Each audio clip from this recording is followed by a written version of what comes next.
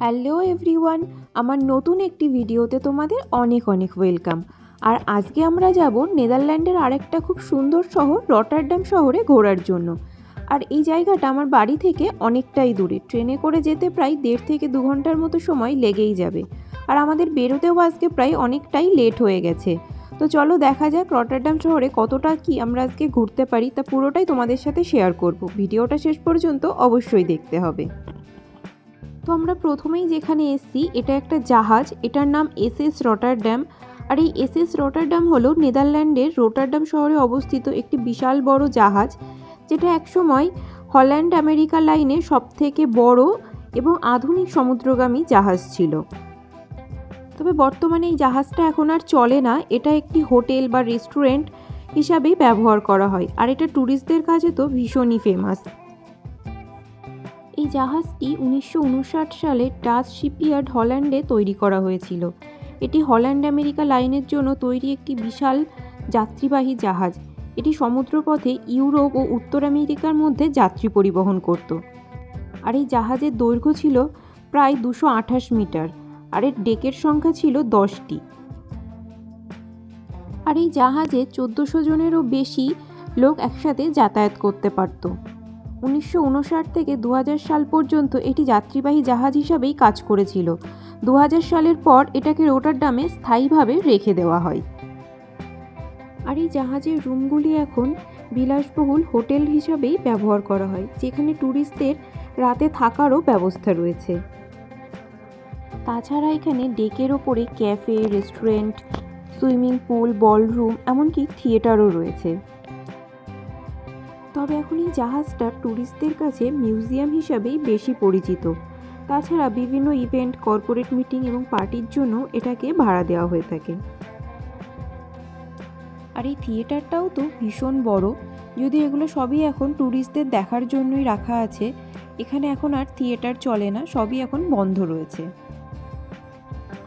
আর এতক্ষণ তো শুধু জাহাজের ভেতরে কি আছে সেই সমস্ত কিছুই ঘুরে ঘুরে দেখছিলাম। তো চলো এবার জাহাজের ওপরে মানে ডেকের ওপরের দিকে যাওয়া যাক।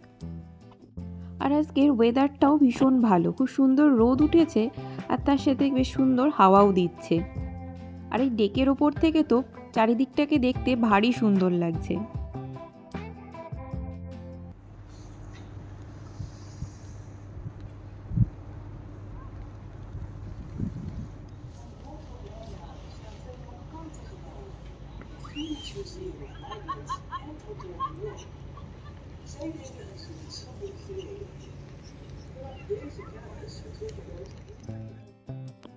আর এখানে রয়েছে একটা ক্যাফে, যদি এখন এগুলো সবই বন্ধ আছে।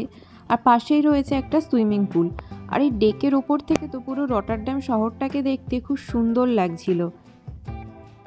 বিকেলের দিকে এখানে ঘুরতে আসলে তো এই ডেকের ওপর বসে পাশেই জল আর পুরো এই শহরের খুব সুন্দর দৃশ্য খুব ভালোভাবে উপভোগ করা যায়।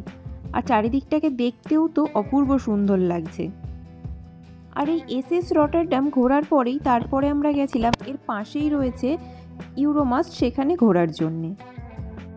আর এই ইউরোমাস্ট হচ্ছে রটারডাম শহরে অবস্থিত বিশাল বড় একটি উঁচু টাওয়ার। আর এখান থেকে পুরো শহরের প্যানোরামিক ভিউ দেখতে তো দারুণ লাগে। আর এই টাওয়ারের মোট উচ্চতা হচ্ছে 185 মিটার। আর এখান থেকে পাশে এসএস রটারডাম জাহাজটিকেও দেখা যাচ্ছে। আর চারপাশে পুরো রটারডাম শহরটাকেও দেখতে ভারী সুন্দর লাগছে। আর চারিদিকে ভীষণ জোরে হাওয়াও হচ্ছে। আর এখানে মোট 2টো ফ্লোর রয়েছে।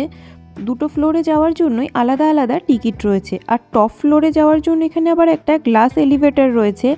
আর এই গ্লাস এলিভেটরে করে উপরে যেতে আর সেখান থেকে চারপাশটাকে দেখতে তো ভারী সুন্দর লাগে।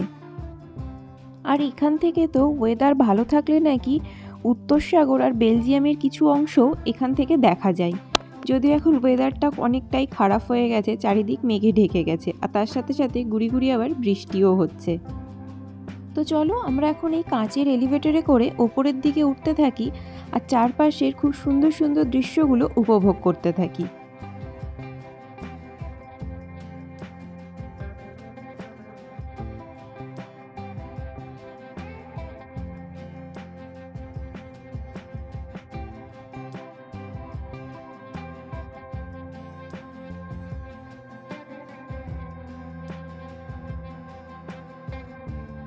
এই ইউরোমাস্টের ভেতরে আবার একটা রেস্টুরেন্টও রয়েছে, সেখানে ব্রেকফাস্ট, লাঞ্চ, ডিনারের পাশাপাশি চা কফিরও ব্যবস্থা রয়েছে। আর তার পাশেই রয়েছে খুব সুন্দর সুন্দর সুভেনিয়ার। আর আমার যেহেতু ম্যাগনেট কালেক্ট করতে ভীষণ ভালো লাগে, তাই এখান থেকে একটা ইউরোমাস্ট লেখা ম্যাগনেটও আমি কালেক্ট করে নিয়েছি। আর এই টাওয়ারের একদম ওপর থেকে চারিদিকটাকে দেখতে তো আরোই বেশি সুন্দর লাগছে, তার সাথে একটু ভয় ভয়ও লাগছে। আর এটা যেহেতু পুরোটাই কাঁচের এলিভেটর, তাই নিচটাও খুব সুন্দরভাবে দেখা যাচ্ছে, আর নিচের দিকে তাকালে তো একটু ভয় ভয়ই করছে তখন। আর এই ইউরোমাস্ট ঘোরার পরে তারপর আমরা গিয়েছিলাম সেখান থেকে কিউব হাউসে। আর এই ত্রিকোণাকার বাড়িগুলি তো ট্যুরিস্টদের কাছে ভীষণই ফেমাস। প্রতিটি বাড়ি আবার ৪৫ ডিগ্রিতে কাত হয়ে একটি কিউব আকৃতিতে তৈরি, আর কিউবগুলির দেওয়াল আর জানালাগুলিও ত্রিকোণ, আড়াআড়িভাবে কাত করা। আর এটাই এই নকশার মূল বৈশিষ্ট্য। প্রতিটি কিউব হাউস প্রায় ১০০ বর্গমিটার এলাকা জুড়ে বিস্তৃত। আর এই বাড়িগুলির ভেতরে ব্যবহারের জায়গাটা খুবই কম, কারণ কিছু কিছু স্থান খাড়া দেওয়ালে না থাকার কারণে ব্যবহার করা যায় না। আর এই বাড়িগুলিতে ৩টে ফ্লোর রয়েছে। নিচতলাটায় প্রবেশপথ, তারপর প্রথম ফ্লোরে রয়েছে লিভিং রুম আর রান্নাঘর, আর দ্বিতীয় তলায় রয়েছে শোবার ঘর আর বাথরুম। তবে বেশিরভাগ কিউব হাউসেই এখন লোকজন থাকে, একটা বাড়িকেই শুধুমাত্র মিউজিয়াম করে সেটা ট্যুরিস্টদের জন্য খুলে দেওয়া হয়েছে। আর আমার তো আজকে এই কিউব হাউসটা ঘুরে দারুণ লেগেছে, আর তোমাদের কার কেমন লেগেছে আমাকে কিন্তু কমেন্টে জানিও। দেখা হচ্ছে পরের ভিডিওতে, সবাই ভালো থেকো, টাটা।